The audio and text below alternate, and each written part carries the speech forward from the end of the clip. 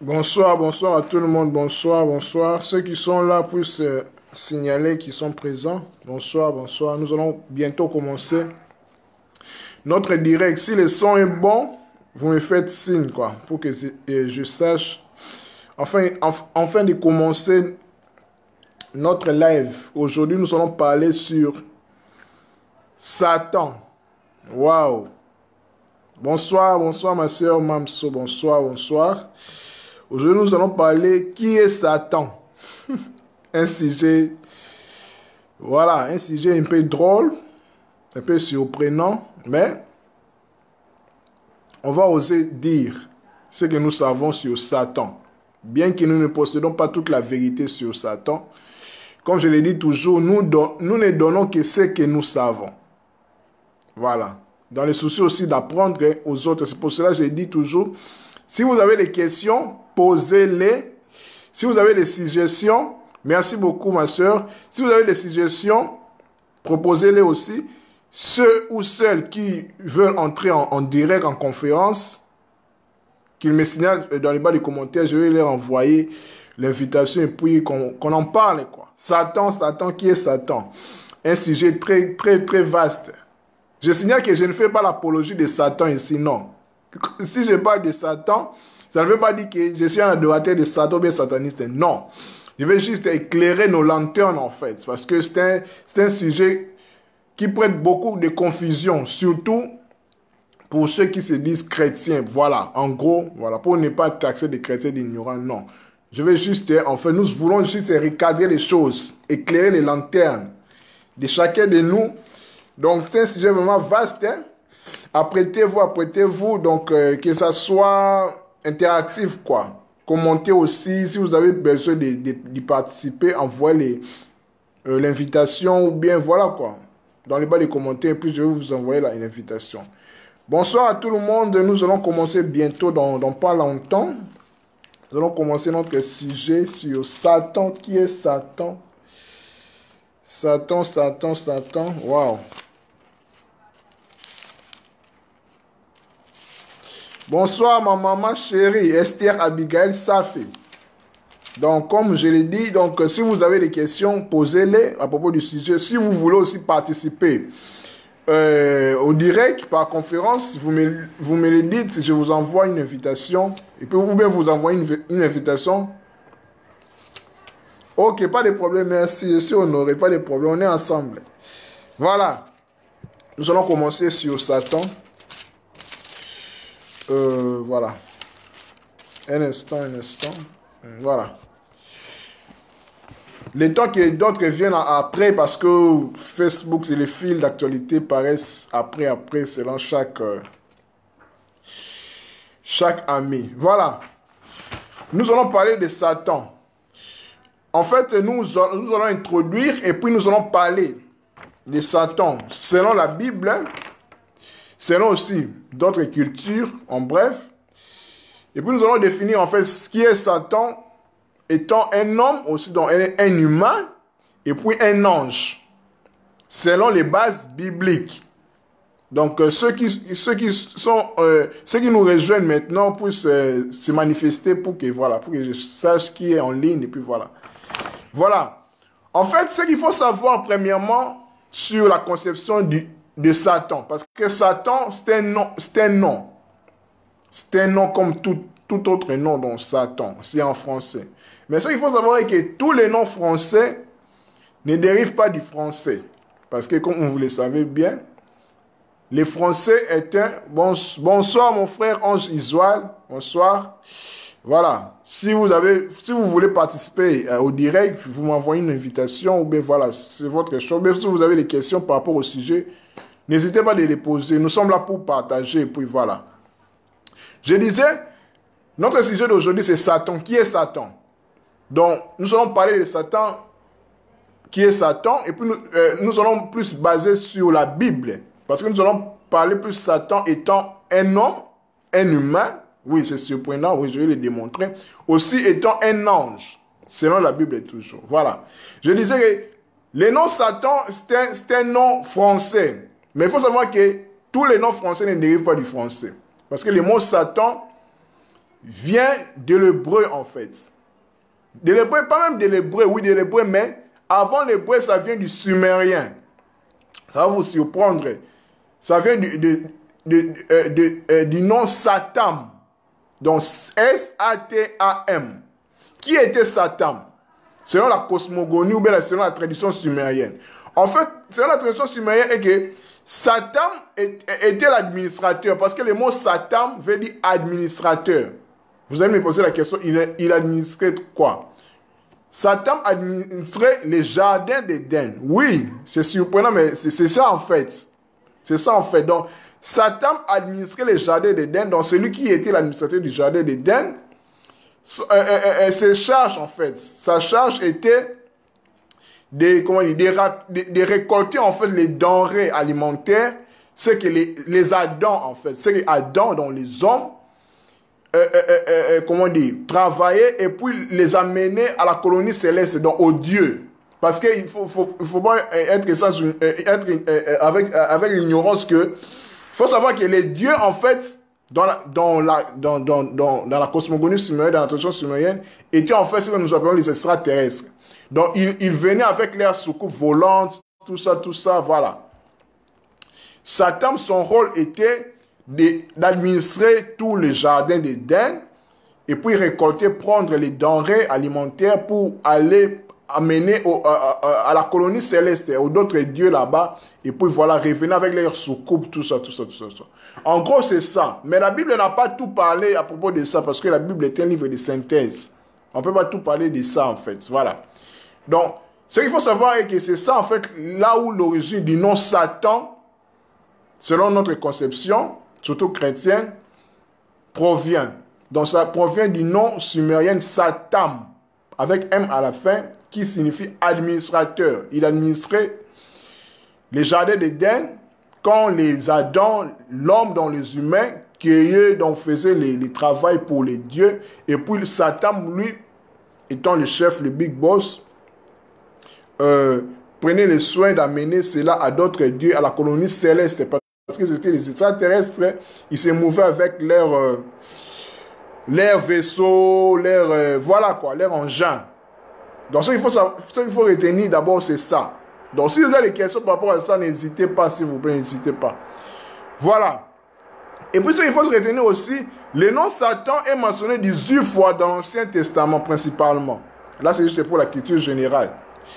Et puis, je vais me baser plus sur le christianisme parce que je me rends compte que c'est dans le christianisme que le mot Satan, en fait, la conception du Satan est incompris en fait. Est mal compris. C'est que moi j'ai compris en fait. Parce que pour les chrétiens, en gros, oh, comment ça mon frère Ange Israël? Pour les chrétiens, en fait, Satan est généralement considéré comme le mal. Vous voyez? Donc quand on dit directement Satan, c'est le mal. Oui, c'est vrai, je n'en conviens pas. Mal. Mais il faut savoir que dans d'autres traditions aussi, parce qu'il y a des traditions de religion, de spiritualité qui viennent avant le christianisme. Parce que le christianisme n'est que l'émanation du judaïsme qui, lui, est l'émanation de cultes, des récits mésopotamiens, babyloniens, sumériens, égyptiens aussi. Vous voyez? Donc, là-bas, la conception de Satan est vue d'un autre œil, en fait. Parce que dans le christianisme, ce concept de Satan est défini mal. Pourquoi? Parce que ceux qui nous appelons les pères des églises, donc ceux qui ont conçu en fait le christianisme avec les concilies de Nicée, tout ça, c'est eux en fait qui ont modifié tout en fait, qui ont tout organisé, tout modifié, tout, voilà, on va en revenir au cours de ces lives. Voilà, je disais que le christianisme, le Satan en fait, Satan est qualifié comme le mal, oui, c'est vrai. Mais dans d'autres traditions en fait, comme chez les Égyptiens, d'où le christianisme tire sa source aussi, il ne faut pas oublier. C'était une parenthèse. Satan là-bas est appelé Seth. S-E-T-H. Seth. Seth qui veut dire en fait l'adversaire indispensable à la vie. Vous voyez, donc c'est le mot indispensable. Parce que dans la vie, comme nous vivons comme ça, dans la matière dense, sur la terre comme ça, Nous sommes confrontés par les adversités de la vie qui nous viennent indispensablement parce que la vie terrestre est en dualité. Ce que nous appelons mal, bien, positif, négatif, homme, femme. C'est ça en fait les principes, en fait la dualité. Donc Satan en fait Seth, comme les Égyptiens les appelaient, il était en fait l'adversité indispensable à la vie. Parce que, remarquez bien, dans nos vies, quand nous vivons comme ça, nous sommes confrontés par les adversités diverses. C'est ça en fait Satan. C'est ça en fait Satan. Comme les Égyptiens en fait les concevaient, donc Seth, d'où même le nom Satan provient aussi. Donc, il est utile, donc il était utile, donc il est utile dans Satan, donc Seth selon la conception égyptienne, pour tester l'homme à chaque instant. Voilà, Horus contre Seth. Horus qui symbolise c'est bien, Seth qui symbolise c'est mal. D'ailleurs, je vais signaler que avant que les pharaons soient initiés, soient portés dans son trône, il devait maîtriser Horus et Seth. Il y a même un stèle en fait, une statue là qui symbolise en fait les pharaons initiés au milieu, Seth et Horus à gauche et à droite portant la croix de vue l'encre pour symboliser qu'un maître, c'est lui qui maîtrise les choses, les forces de la nature. Voilà. Il doit maîtriser les biens et les mal, les positifs et les négatifs. Donc, Satan, en fait, dans Seth, symbolisait l'adversité indispensable à la vie. C'est ça, en fait. Voilà. Pour tester l'homme à chaque instant pour son élévation ou son accomplissement spirituel. Donc, il n'y a pas élévation, il n'y a pas accomplissement sans tentation, comme le disait Albert le Grand. Donc, tu ne peux pas évoluer dans la vie spirituelle, dans la vie comme ça. Si tu veux réussir, il faut être testé, il faut être tenté, en fait. Donc, à chaque niveau d'élévation, il y a sa tentation, en fait. Vous voyez? Donc, c'est un principe, c'est ça. Pour que tu montes, il faut que tu descendes. C'est ça. Pour vivre, il faut mourir. Pour réussir, il faut souffrir. Il faut payer les prix. Donc, tout a un prix à payer. C'est un principe. Donc, pour être élevé dans la vie, pour dominer en fait les forces qu'on dit du mal, il faut dominer, il faut maîtriser, il faut faire face à l'adversité indispensable qui est Satan dans les forces du mal, comme le commun mortel l'appelle. Vous voyez? Donc, par là, nous comprenons que Satan n'est pas un homme comme moi, comme ça, non. C'est pour cela que certains disent que Satan n'existait pas, oui, entre guillemets. Comme un homme comme ça, non. Satan est un non-fonction, c'est un principe en fait, qui est là pour tester l'humanité. Vous verrez même dans les déserts, quand Jésus-Christ, en fait, Maître Yeshua, voulait commencer son ministère public, en fait, il était amené, on dit que l'esprit l'amena au désert pour être tenté par Satan. Vous voyez? Donc tu ne peux pas, réussir dans la vie sans être tenté. Nous voyons même dans nos examens, dans nos écoles, pour passer les classes, il faut être testé. Il faut être examiné. Il faut être évalué. C'est ça en fait Satan. Il est là comme l'adversaire indispensable à nos vies. C'est important. C'est ça en fait. Donc Satan est un non-fonction. Donc nous allons voir Satan comme homme et puis Satan comme ange au cours de ces lives.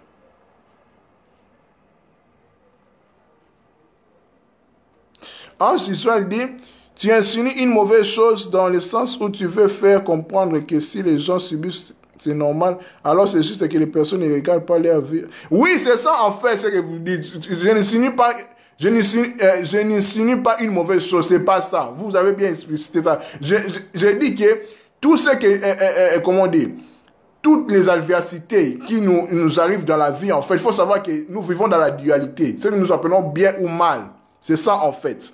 Donc, j'ai défini Satan comme, voilà, son rôle est de nous barrer la route, si je peux le dire ainsi, de nous faire adversité, pour nous faire évoluer. Je donne les exemples de l'école. Pour passer les classes, il faut être testé, pour monter, il faut descendre. C'est ça, je ne suis pas une mauvaise chose. C'est toi peut-être qui n'as pas bien compris. Mais heureusement, toi-même, tu l'as bien reformulé à la fin.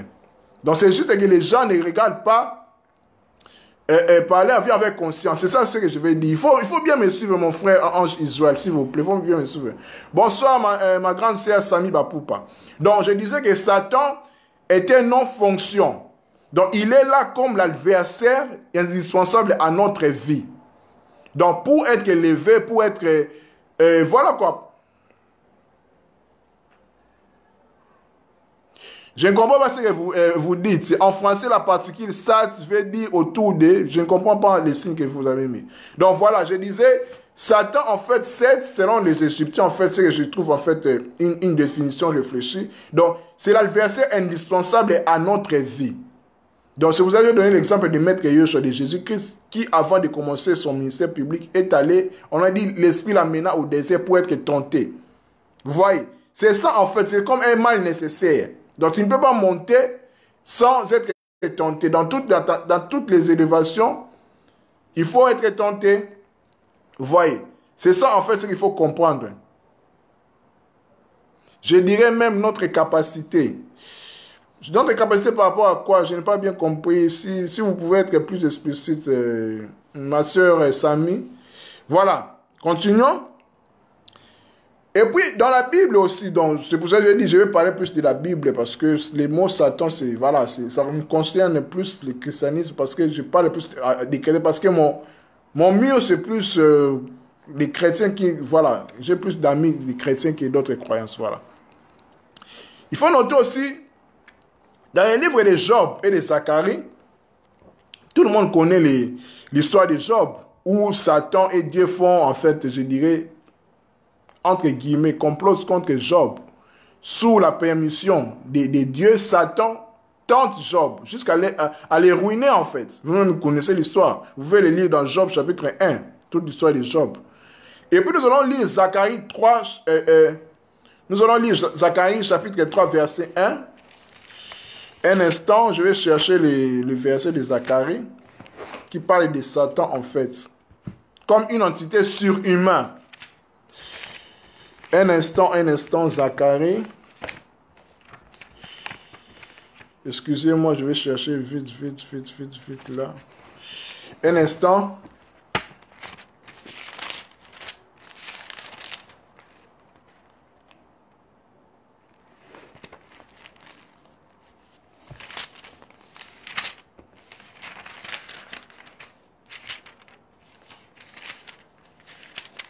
Voilà, nous sommes dans Zacharie chapitre 3, verset 1. Il est dit, « Le Seigneur me fit voir le grand prêtre Yeshua, debout devant l'ange du Seigneur. Satan se tenait à la droite de Yeshua pour l'accuser. L'ange dit à Satan, l'accusateur, que le Seigneur te réduise au silence. Satan, oui, qu'il te réduise au silence. Lui qui a choisi Jérusalem, Yeshua, n'est-il pas en effet comme un tison arraché au feu? Vous voyez. Donc ici, on définit Satan comme l'accusateur. Il est là pour accuser. Donc il est là pour faire barrière à notre évolution, à notre accomplissement. C'est maintenant à nous, bon, comme notre sœur Samia a dit, je dirais même notre capacité. C'est maintenant à nous, dans notre capacité de traverser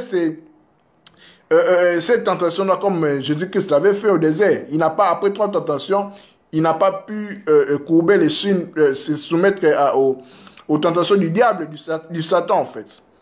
Donc, Satan est représenté comme une entité surhumaine, semblable à un ange, comme je viens de le dire ici dans Zacharie, au service de Yahvé, donc de Dieu. Il est un être divin, très élevé, prêt à rendre compte de ses activités à Dieu et à se faire confier de nouvelles missions pour ces derniers. Donc, pour Dieu. Exemple avec le livre de Job. Vous voyez. Donc, Satan est un serviteur de Dieu. Oui, ça peut choquer les gens, mais c'est en fait ça. Il ne fait qu'accomplir les services que Dieu lui confie. Et puis, il le fait ça très bien. Donc, vous voyez. Donc, c'est ça, en fait. Donc, les biens et les mal, ce sont 2 facettes d'une même pièce, en fait. Donc, si vous voulez transcender dans l'ultime réalité, les biens et les mal n'existent pas, en fait. C'est juste nos appréhensions mentales.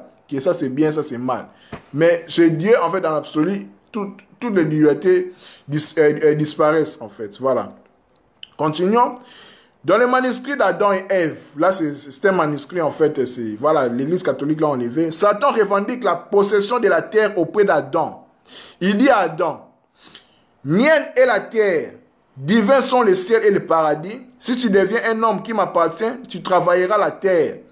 C'est exactement ce qui, en fait, dans la tradition sumérienne, on dit Enlil, en fait, va exiger à l'homme. Enlil, en fait, c'est Satan, que j'ai défini tantôt au début, là, qui était, en fait, c'est lui qui administrait les jardins d'Éden pour amener la nourriture aux autres dieux, quoi. Ce qu'Adam faisait. Donc, c'est lui, en fait, Satan, dans l'administrateur du jardin.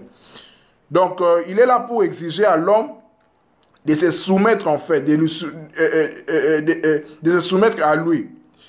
Aussi dans la Bible, selon cette manuscrit d'Adam et Ève, aussi dans la Bible, dans Matthieu 4, versets 8 à 9 et Luc 4 et 6, là on dit, là où Jésus-Christ, en fait, Maître Yoshua, est tenté par les diables.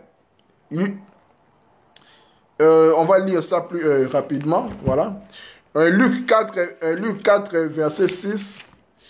Luc 4, verset 6. Bonsoir à tous ceux qui viennent nous rejoindre.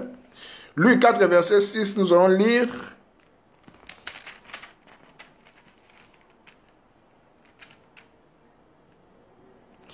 Le diable l'amena plus haut, amena Jésus, lui fit voir en un instant tout le royaume de la terre et lui dit, je te donnerai toute cette puissance et la richesse de ce royaume. Tout cela m'a été remis et je peux te le donner à qui je veux. Si donc tu te mets à genoux devant moi, tout sera à toi. Jésus lui répondit, l'Écriture déclare, adore le Seigneur ton Dieu et ne rend de culte qu'à lui seul. Donc c'est ça que je venais de lire dans le manuscrit d'Adam et Ève. Là où le diable dit là où Satan en fait dit à Adam, mienne est la terre, divins sont les ciels et les paradis. Si tu deviens un homme qui m'appartient, tu travailleras la terre. C'est exactement ce que le diable, en fait, le Satan, avait essayé pour Jésus-Christ dans le désert. Voilà. Comme je l'ai dit, Satan vient du terme sumérien Satan. Satan qui veut dire administrateur du jardin d'Éden. Je l'ai défini tantôt. Continuez. Et puis, en général, dans la conscience collective, dans nos consciences collectives, en fait, quand on parle de Satan ou du diable, nous voyons directement un personnage, en fait, avec une queue fourchue, pourvu de cornes, tout ça, noir, rouge, tout ça. Mais il faut savoir que cette imagerie, en fait, est assimilée au dieu grec Pan, qui est une invention humaine, quoi. Ce sont les humains qui ont pensé que Satan a cette forme-là, la queue, la fourche, tout ça. Mais il faut savoir aussi que en hébreu, Satan, qu'on dit Satan, veut dire adversaire ou bien antagoniste. Il peut être un ange ou bien un homme. On va le lire dans les versets. Ange comme malak ou bien envoyé messager. Ce sont en fait les non-fonctions. Donc Satan est un non-fonction. Donc un homme aussi peut être Satan pour un autre homme. Oui. Ou bien un groupe de gens peut être aussi Satan pour une partie adverse en fait. Voilà. C'est un adversaire. Satan comme un homme peut exercer la fonction de Satan. Nous allons le lire dans 1 Roi chapitre 11 verset 23. Nous allons lire Satan étant homme. 1 Roi chapitre 11 verset 23.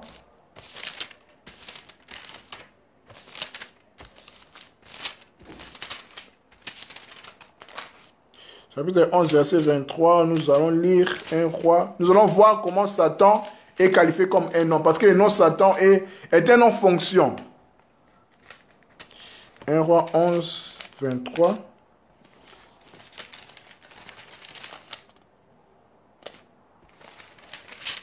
Oui, il est dit, Dieu suscita un autre adversaire à Salomon, Rezon, fils d'Eliada, qui s'était enfui de chez son maître à Hadadézer, roi de Saba. Il faut souligner que quand on dit que Dieu suscita un autre adversaire à Salomon, ici on voit qu'on peut le dire aussi, Dieu suscita Satan. Un autre Satan à Salomon. Donc ici, Rezon étant adversaire de Salomon, il joue le rôle de Satan. C'est pour ça que je dis Satan est une non-fonction. Tout autre homme rempli de mauvais cœur ou bien qui a une mission pour tester une autre personne pour son élévation est un Satan. vous voyez? Donc en fait, c'est ça. La Bible le prouve. Voyons maintenant Satan comme l'ange. Nous connaissons tous l'histoire de Job. Donc ici, Satan est même qualifié comme un fils de l'Elohim, quoi, un fils de Dieu. Il est autorisé même de faire son sale besoin, si on peut le dire comme ça, à Job, les ruiner, tout ça. C'est puis les versets de Zacharie 3, nous avions lu. Donc Satan est un ange aussi. Voilà.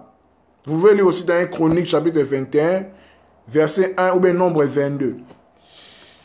Et puis notez bien, ce qui est très important, le personnage de Satan n'existe pas en tant que simple acteur qui agit en tant qu'individu seul, mais représente une position, une fonction, comme je l'ai dit, qui peut être assumée aussi bien par des hommes ou par des anges.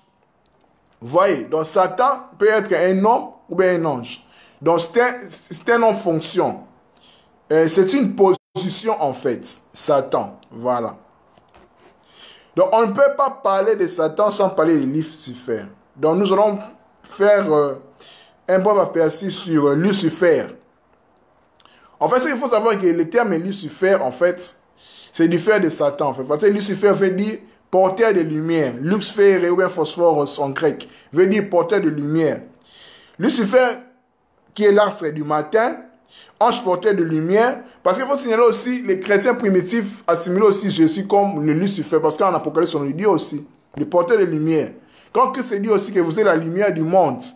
Donc nous sommes des Lucifer en fait. D'ailleurs, même en néerlandais, la lumière c'est appelé Lucifer, qui porte la lumière. Mais c'est par les pères de l'Église, entre autres Jérôme, Tertullien, Origène, Saint Grégoire le Grand et les autres.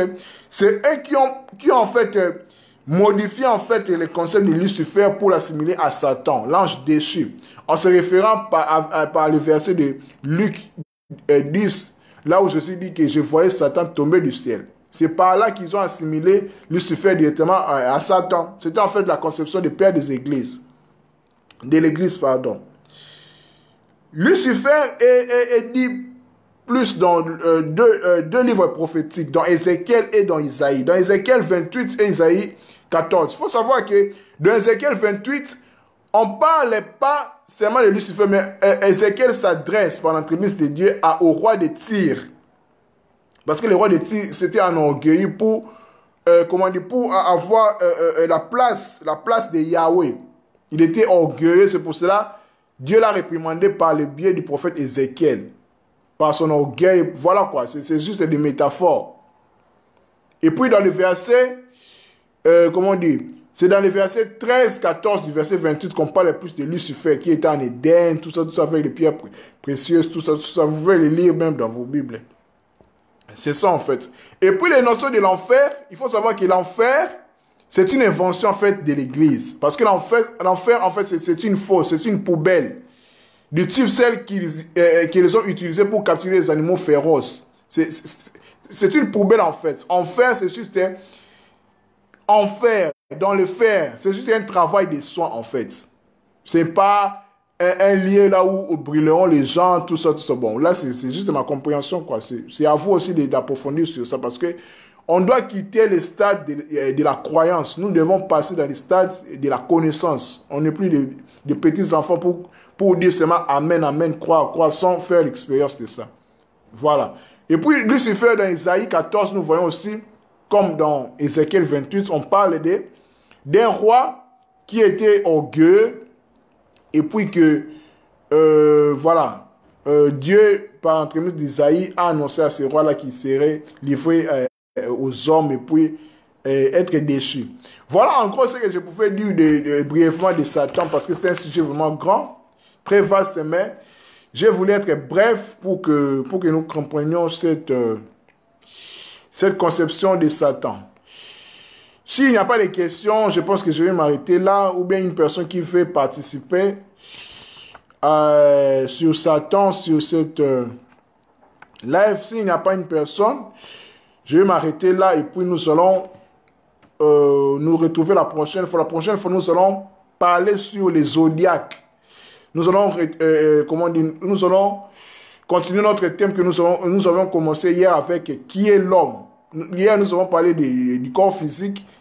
Prochainement, nous allons parler du zodiaque. Nous allons parler de signes astrales. Parce qu'il faut savoir que quand nous naissons, nous entrons dans une porte d'incarnation qu'on appelle un signe de zodiaque. Bélier, lion, tout ça, qui définit en fait notre personnalité, qui nous sommes en fait exactement. Donc, nier les zodiaques ou bien l'astrologie, c'est renier soi-même. Parce que les zodiaques en fait définissent qui tu es en fait. Connais-toi toi-même. Donc, prochainement, si Dieu nous prête vie, nous allons aborder ce thème pertinent. Merci beaucoup. C'était votre ami et frère Kaling Alider. La vidéo va rester sur mon mur. Oui, je sais. Dans la Bible, tout est codé, je sais. Tout est codé parce que la Bible est un livre initiatique, je sais. Merci pour tous ceux et celles qui m'ont suivi. La vidéo restera sur mon mur. Pour ceux qui ont le temps, pourront les regarder en différé. Merci, continuons le partage, continuons à nous édifier, car nul ne suffit, nous sommes tous à la connaissance, et puis pour édifier aussi les autres. Merci, à nous revoir la prochaine fois. Bonne soirée, bonjour, bonsoir, bye.